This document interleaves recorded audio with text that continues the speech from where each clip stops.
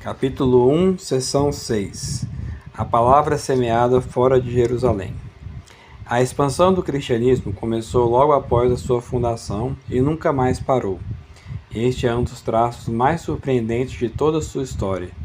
A Igreja não é uma entidade petrificada, definida e delimitada de uma vez para sempre. É uma força viva que progride, uma realidade humana que se desenvolve na sociedade segundo uma lei que chamaríamos orgânica. Tal modo como se sabe adaptar-se às circunstâncias, utilizar para os seus fins as condições de lugar e tempo, tornar-se prudente na sua audácia e lentamente persuasiva mesmo nas rupturas que provoca, sem nunca perder de vista o seu fim único, o estabelecimento do reino de Deus. A primeira expansão teve lugar no apertado marco de Jerusalém, mas pela própria força das coisas, em breve ultrapassou esses limites e estendeu-se por toda a Palestina e suas imediações. Habituados como estamos aos meios modernos de comunicação, não nos é fácil imaginar a importância que os deslocamentos assumiam entre os povos da antiguidade. Privado de automóveis e de estradas de ferro, só quem já viveu no Oriente ou em países árabes conhece a espantosa mobilidade desses povos, que parecem desprezar completamente as fadigas de viagem e os nossos hábitos caseiros.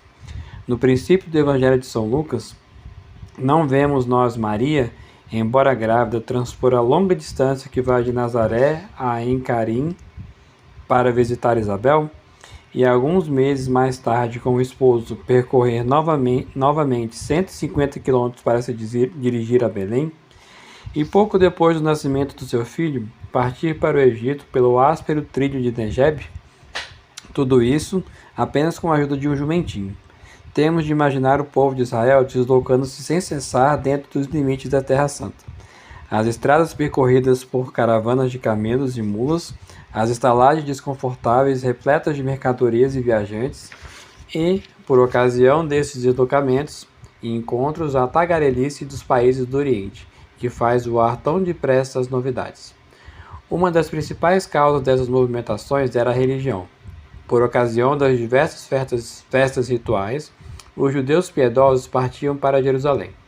A Páscoa, principalmente, atraía a cidade de Davi multidões que podemos comparar às que hoje afluem aos grandes centros de peregrinação cristã ou às que afluem a Meca, no Islã. Flávio Joséfo assevera que, em certos anos, foram imolados 255.600 carneiros, a razão de uma vítima por cada 10 peregrinos. Isso corresponderia a uma maré humana de mais de 2 milhões de almas. Vindos de todos os recantos da Palestina, estes piedosos visitantes, uma vez acabada a festa, regressavam às suas cidades, salmodiando os versículos dos hinos.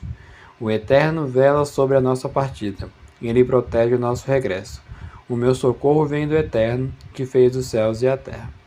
Chegados a casa, contavam evidentemente aos seus conterrâneos o que tinham sabido na Cidade Santa, já que estes, menos favorecidos, não tinham tido a sorte de pisar os átrios sagrados.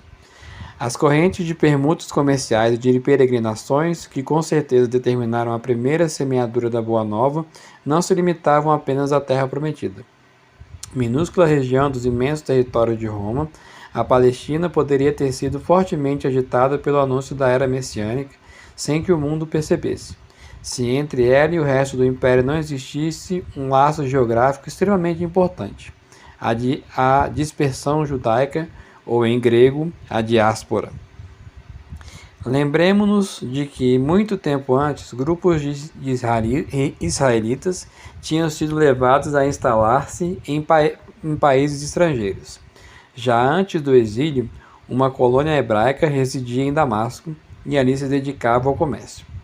No século VI, as sucessivas deportações de pessoas da Samaria para a Síria e dos vencidos de Judá para a Babilônia tinham deixado colônias vivas às margens do Eufrates e do Tigre, e até nos planaltos iranianos, como provam as narrativas de Tobias e de Esther.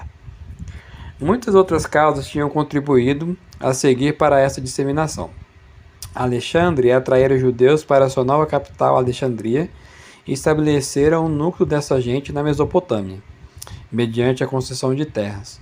Por sua vez, os Seleucidas, apesar de se terem entregado a uma intensa perseguição na Palestina, tinham encorajado a fixação de judeus na Anatólia. E Roma, depois de ter capturado as tropas palestinas sob as ordens de Antíoco Epifânio, instalara-as na Itália. Todas as agitações da história tinham, pois, favorecido a diáspora. Nos primeiros tempos da nossa era, havia comunidades judaicas em todas as províncias do Império, e a dispersão havia de continuar durante pelo menos mais 100 anos. Já o livro dos oráculos sibilinos punha estas palavras na boca de Israel: a terra inteira e até o mar estão cheios de ti. Flávio Joséfo afirmará que seria difícil encontrar uma única cidade onde não houvesse judeus, o que é confirmado por Estrabão em termos quase equivalentes. E Santo Agostinho citará essas palavras de Sêneca: os hábitos e costumes desta raça de acelerados instalaram-se em todos os países. Com efeito, vamos encontrar os seus vestígios tanto na Babilônia como na Ilha Santa da Grécia, Delos, onde construíram uma sinagoga, bem como em Sardes e na Gália romana. Eram tão numerosos em Alexandria que 2 dos 5 bairros da cidade eram considerados domínio seu. Na África do Norte, judaizaram tribos berberes e chegou-se até a afirmar que, alcançando o Níger através dos desertos do Saara, teriam levado até lá os germes dessa civilização tão curiosa que os peulis ou fulás haviam de implantar no reino de Gana. Haverá possibilidade de reduzir a números esta diáspora? É claro que não podemos tomar a sério os exageros de Philon quando afirma que os judeus constituíam metade do gênero humano e que nos países em que se encontravam estabelecidos quase igualavam os indígenas. Mas é incontestável que eram muito numerosos, muito mais numerosos do que hoje na França ou na Alemanha. Não é exagerado dizer que chegaram a 1,5 milhão no Próximo Oriente, incluindo o Egito e a Síria, e que eram outros tantos no resto do Império. Para uma população global de cerca de 55 milhões de habitantes, isso representa 3%.